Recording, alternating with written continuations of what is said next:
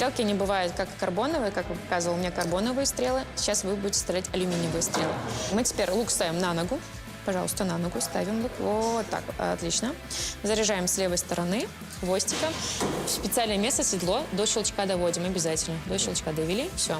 Положили здесь на полочку обязательно. Теперь мы берем здесь 3 пальцами, указательный сверху и 2 снизу. Вот так вот. До подбородка. По челюсть еще можно. Вот, хорошо. Прицелились. Можно стрелять. О нашем виде спорта, что хочу сказать, что вид спорта элитный, дорогостоящий вид спорта. Он входит, ну, наверное, в 5 однозначно видов спорта, где достаточно не просто приобрести инвентарь. Другое по полезности, что спортсмены наши, которые занимаются, многие думают, что, в принципе, кроме того, что стрелять, мы ничего не делаем. Для того, чтобы растянуть настоящий спортивный лук, необходимо, в общем-то, иметь специальные навыки. Спортсмен за тренировку растягивает, если это взять ребят, то, значит, от 4 до 5 тысяч тонн натяжения. И девушки где-то от 3 и до 4, зависит от физической подготовленности девушек.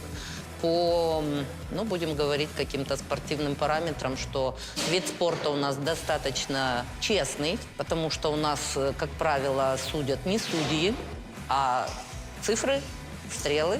Что спортсмен попадает, то, по сути, он их получает. Стрельба из лука очень развивает психологическую именно сторону, я так скажу. Это терпение, это выносливость, это сам психологический настрой, это целеустремленность, попадание в цели, достижение цели. Сравниваю, допустим, ну, почему-то всегда берут бокс. С бокса стрельба. То, что в боксе они бьют, они кричат, могут кричать, бить, например. Мы этого не можем делать. Мы все стоим на одном рубеже.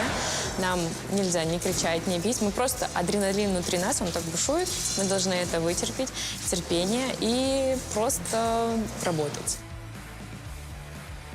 Мишень поразить нам не удалось, но самое главное – это не отказываться от своей цели и всегда стремиться вперед. Ведь это самый главный завет в стрельбе из лука. Также стрельба из лука отлично подойдет для тех, кто хочет заняться своим здоровьем, попробовать что-то новое и почувствовать себя на месте своих предков. Живите долго и процветайте!